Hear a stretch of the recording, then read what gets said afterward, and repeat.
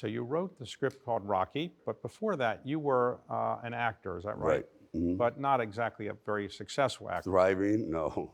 So how did you support yourself in those early days?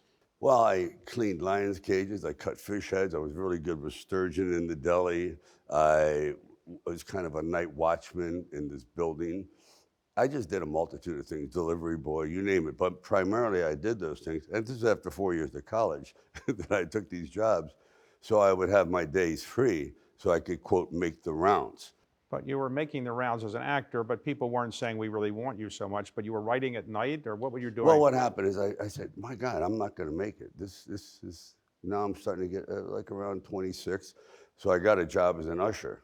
And people said, why? Well, it's $39 a week. Who could turn that down? But more importantly, I could watch films all day long.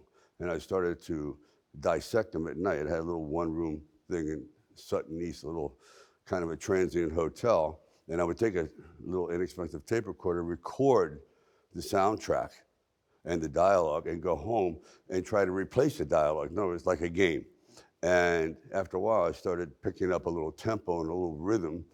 And the first 5 screenplays, they were pretty horrendous. You know, it's like What I Did Last Summer type screenplays, until finally I came to the New York Library and I went down in the basement and they showed me parchments, writings of, you know, Emerson, Dickens, but Edgar Allan Poe.